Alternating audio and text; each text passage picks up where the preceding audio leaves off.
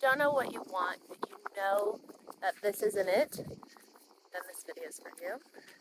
I hope that you can hear me with this wind. We'll go ahead and move in a sec, but I wanted to say hi to baby Roto before we find some shelter because it is so hot right now. Hi, baby Roto. Oh, he's such a cute little babe. Hi, sweetie. Say hi to the people. I'm afraid to do this because he did jump on my back recently, which is a big no-no. He is such a playful little baby right now. He's about 4.5 months old. You make me so excited to meet Chaos. If you don't know, Chaos is the baby of Ladybug. Ladybug's one of the horses that we've rescued. We're in the process of signing for the other 4 horses, so 5 total that we rescued. Guapa is in here too. Guapa is one of the 4 horses, but I don't know where she is at the moment. So I have Zima here. He's my patrol dog, always watching my back. We're gonna go get some shade. Come on. So this topic of knowing that you want something else, but you don't know what it is. That's what I feel like I see a lot of comments being, like this whole talk of getting what you want, coming into alignment with your soul, but people are like, I don't know what that looks like. And I was reflecting on this myself today because there's that part of me that's been visualizing the dream house, the dream life for a long time. Like 10 years, I've had this visualization of this home that I go to. And I have built on it, I've expanded on it, but it remains pretty much the same. And I visit this place often because it has helped me a lot with my brain retraining and my neuroplasticity and healing chronic illness and, being able to regulate my nervous system. It's really important to have these places that you can go for high vibrational feelings and teaching the body that you're safe, whatever the visualization is. And so for me, it's that dream house. And so then there's a part of me that's super attached to this house and to this life.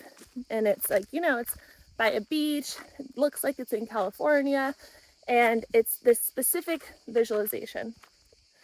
But right now, I'm living in Italy on a horse farm, an animal rescue and sanctuary.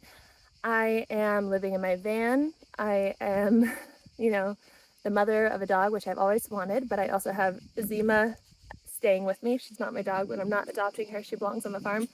But I also have a cat staying with me. I, shower with a solar shower bag and out in the open.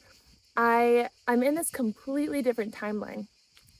And this is also what I knew that I wanted before that dream house. But it's also creating a future for me that is a lot different. And I'm using this all as an example to help you understand the topic. It's creating a future for me that is different than this dream house. But there's also the possibility to have both.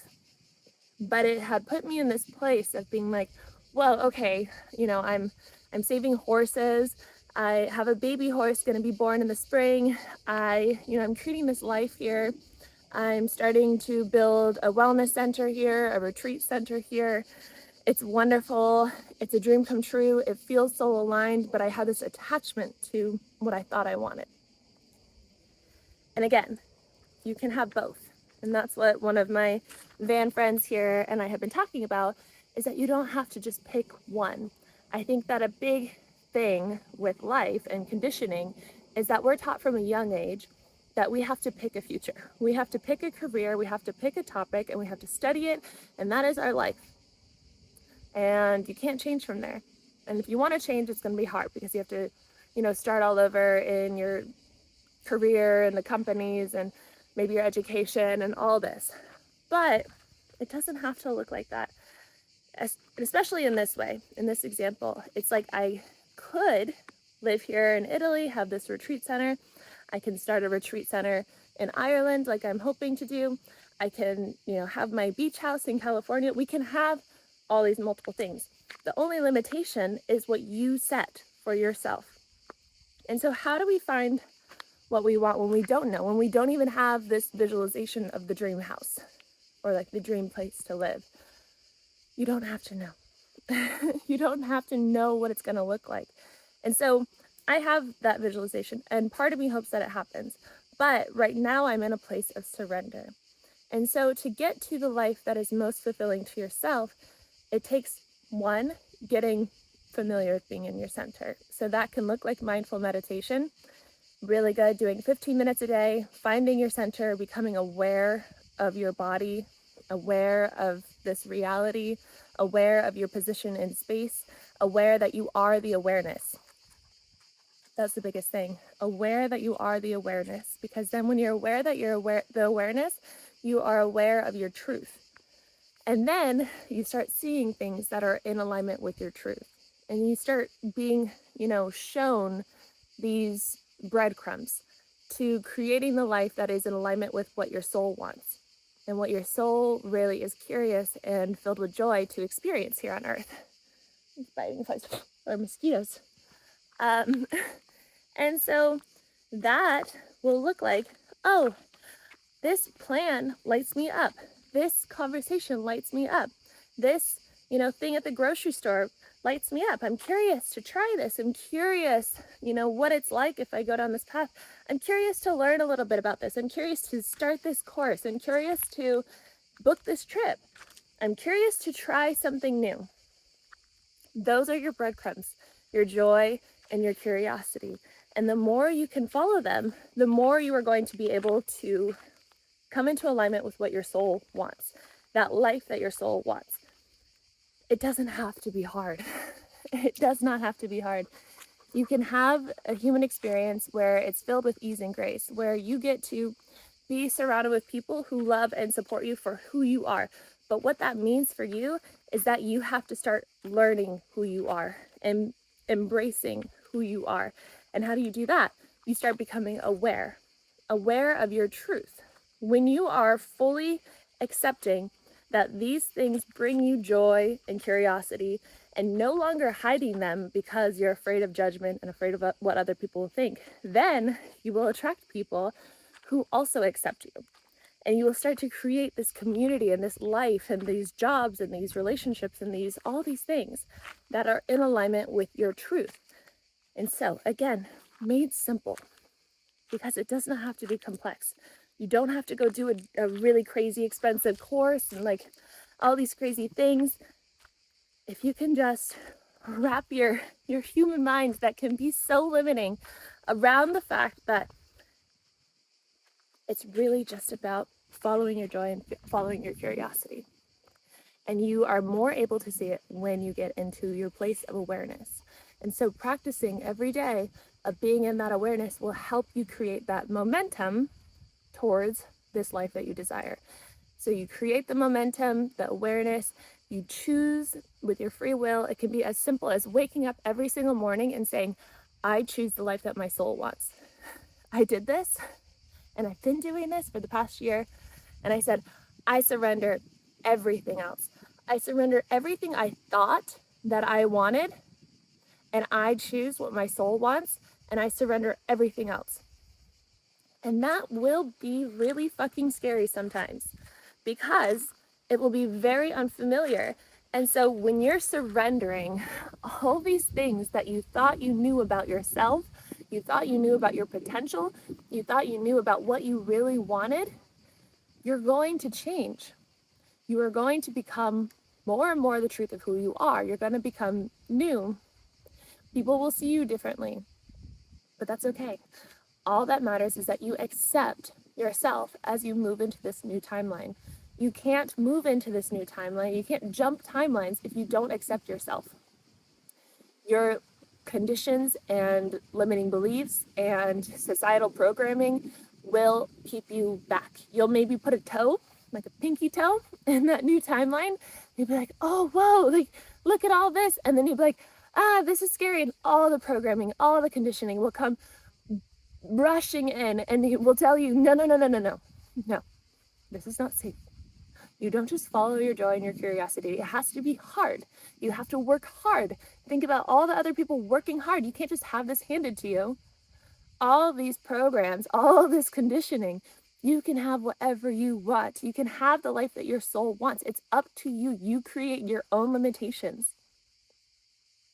And it's as simple as getting clear, becoming the awareness, following your joy, following your curiosity, and accepting yourself, accepting the truth of who you are, no longer hiding. It should come down to when you decide what you're going to say to someone. If you say, is this from my heart? Is this the truth of how, I'm feeling or what I'm wanting or how I truly am? Then nothing else matters. If the answer is yes, and it's in alignment with your truth, then nothing else matters. Maybe it'll end that dynamic. Maybe it'll cause a lot of change, but it is for the highest good. The highest good for all is the highest good for you. So if you choose something, you say, I choose this if it's for the highest good. I choose this if it's for my highest good. I choose what my soul wants, and I surrender everything else. You will move towards the timeline that you wish to be in, that you truly wish to be in. You will get to live out your highest potential in this lifetime. You will get to learn the lessons that you came here to learn. You can learn your lessons so quickly, so easily by choosing love and acceptance. And forgiveness. Forgiveness ends karma. So I know it's sometimes easier said than done, but who do you need to forgive? Who do you need to let go of this resistance and resentment towards? It very well could be yourself. Set yourself free by saying, I accept all that it was.